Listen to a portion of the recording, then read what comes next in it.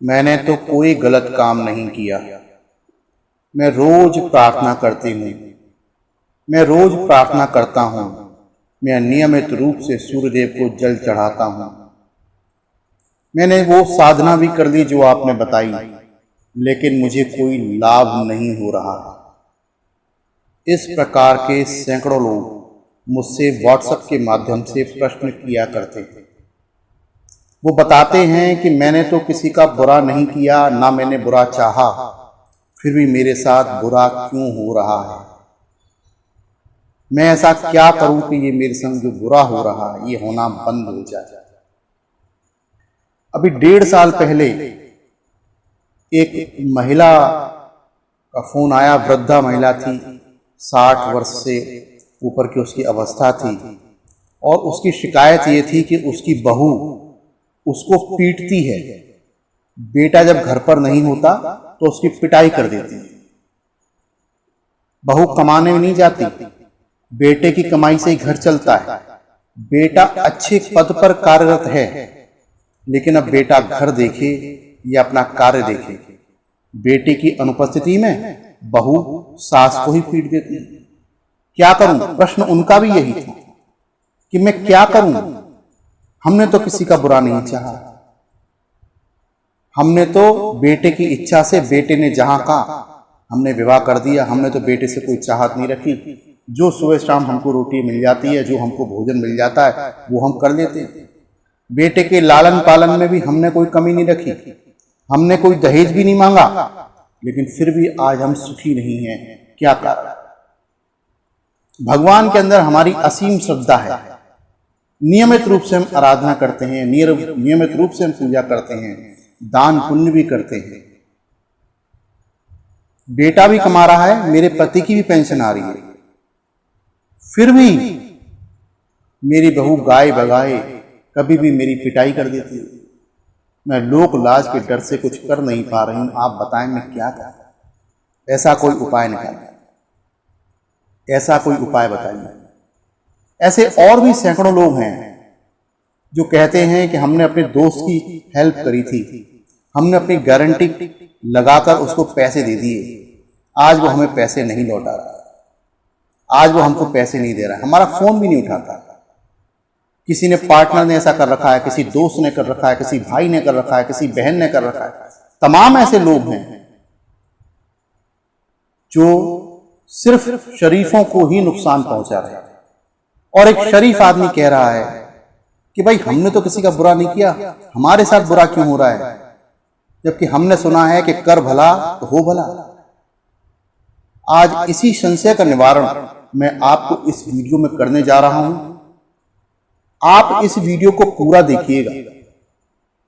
एक बात मैं आपसे और कहना चाहता हूं, जब आप मुझे कॉल करते हैं, व्हाट्सएप करते हैं, तो आप मुझे बताते हैं कि हम आपका वीडियो पूरा देखते हैं, आपके चैनल को सब्सक्राइब किया हुआ। आपका बहुत बहुत धन्यवाद।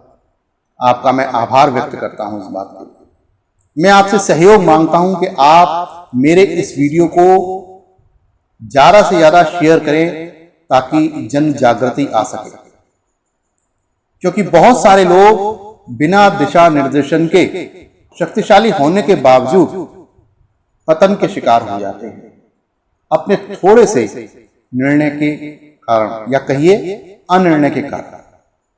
वो निर्णय नहीं ले पाते हमें किस तरफ जाना है। आज मैं आपको विस्तार पूर्वक बताऊंगा क्या धर्म है, क्या अधर्म है, हमको किस प्रकार से निर्णय लेना चाहिए ताकि हमारे ऊपर कोई संकट ना आए। और संकट आ गया है तो इसका मतलब यह है कि नियति है ऐसी, ईश्वर आपसे कुछ करवाना चाह रहा है, इसलिए आपको संकट दिया है। क्योंकि जब तक आपको संकट नहीं मिलेगा तब तक आप समाधान नहीं ढूंढेंगे। निश्चित रूप से ईश्वर समझता है कि आपके कंधे इतने मजबूत हैं कि आप इस संकट का सामना बहुत अच्छे से कर सकते हैं। आज तक मैंने कभी किसी रिक्शे वाले को करोड़ों रुपए का कर्जदार नहीं देखा। क्यों? उसके कंधे इतने मजबूत नहीं हैं कि वो करोड़ों रुपए के कर्जे का भार सहन कर सके। यदि आपके ऊपर करोड़ों रुपए का कर्जा है, इसका मतलब यह है कि आपके कंधे ही इतने शक्तिशाली हैं कि आप करोड़ों रुपए के कर्जदार हो गए और आप इस समस्या से निपट सकते हैं, इसीलिए आज आपके ऊपर कर्जा हो गया। ऐसा इस दुनिया में कोई भी नहीं है जिसके सामने जो समस्या है वो समस्या उससे बड़ी, उसके अनुरूप ही समस्या आती है। जिस लेवल पर है, जिस पद पर है, उस पद के अनुसार ही उसके सामने समस्या आती है। बस हमको समझना होता है कि उस समस्या का समाधान होगा कैसे। आप निर्णय लेते समय हमेशा इस बात का ध्यान रखें कि नैतिक दायित्व क्या बनता है। आप नैतिकता के हिसाब से क्या करने जा रहे हैं। आप हानि और लाभ के हिसाब से निर्णय ना लें, आप नैतिकता की जिम्मेदारी लें। जब आप नैतिकता के रूप में कोई जिम्मेदारी लेते हैं तो आप हारने के बावजूद भी जीत जाते हैं। आपका बेटा, आपका कोई प्रियजन, आपका कोई रिश्तेदार जब अपराध करके आता है और आपको पता भी है कि इसने अपराध किया है और आप उसको बचाने का भरसक प्रयास करते हैं, जबकि आप जानते हैं कि यह समाज को नुकसान पहुंचा रहा है, ये आप नैतिकता के विरुद्ध कार्य कर रहे हैं, इसका परिणाम आपको भविष्य में भुगतना ही पड़ेगा, चाहे आप इस जन्म में भुगतें या अगले जन्म में।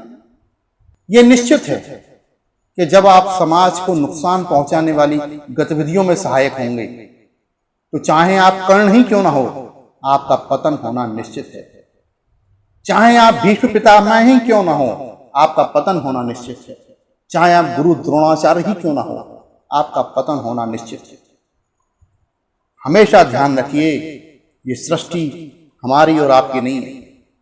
हम सब यहां पर किराएदार हैं। हमारा कोई अधिकार नहीं बनता कि हम इसको नुकसान पहुंचाए।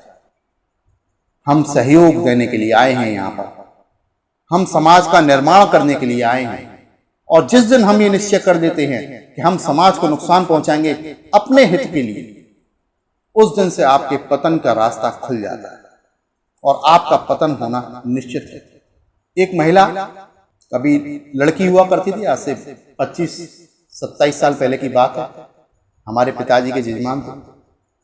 उन कन्या का इच्छा थी कि साहब मैं जब विवाह करूं वहां सास नहीं होनी चाहिए।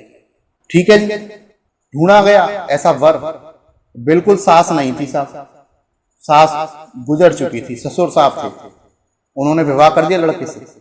लड़के की बस खूबसूरती इतनी ही थी, उसकी मां नहीं है, लड़का अकेला है, कमाता है, ठीक है। आपने अपने हिसाब से लड़का देख लिया, विवाह कर दिया। अब उनकी 3 संतानें हुई। अब बड़ा लड़का बड़ा हो गया, विवाह लायक। अभी वो पिछले हफ्ते आई थी मेरे साथ, बोल रही थी मेरे लड़के का विवाह नहीं हो रहा। मुझे उस घटनाक्रम का पता था क्योंकि उस समय मैं बहुत छोटा था, लेकिन मुझे याद थी कि इनका जब विवाह हुआ था तब क्या स्थिति थी। तो मैंने उनसे एक प्रश्न पूछा, विवाह तो हो जाएगा लेकिन लड़की की इच्छा ये है कि मैं जिस लड़के से शादी करूं उसकी सास ना हो। वो मेरा चेहरा देखने लगी, वो मेरा चेहरा देख रही थी, अंदर से पता नहीं क्या सोच रही थी, क्या कह रही थी। लेकिन प्रश्न मेरा वाजिब था। कल आपको लाभ था सास के ना होने से, आज आपको लाभ किससे है? स्वयं की मृत्यु से। आज आप स्वयं वहां खड़े हो गए हैं जहां पर कोई लड़की आपके पुत्र से विवाह करने आए तो उसकी पहली शर्त यह है कि मेरी सास नहीं होनी चाहिए। जो प्रश्न जिसका उत्तर आप अपनी सुविधा के अनुसार चाहेंगे वो भविष्य में आपको कष्ट ही देगा।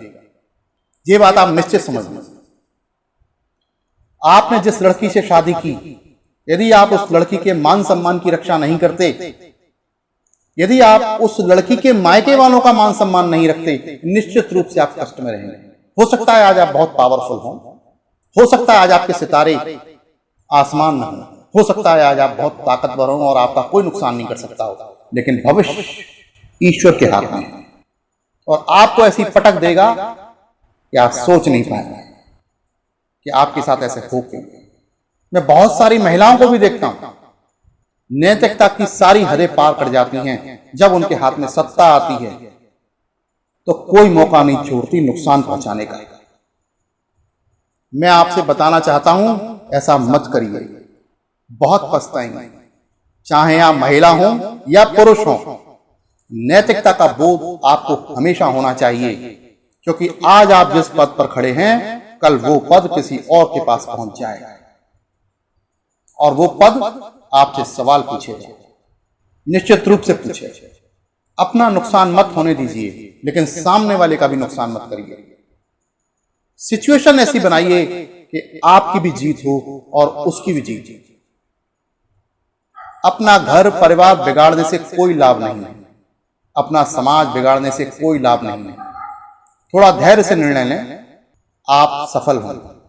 आप यदि आराधना करते हैं, आप यदि पूजा करते हैं, तो आराधना रावण भी किया करता था, गांधारी भी किया करती थी।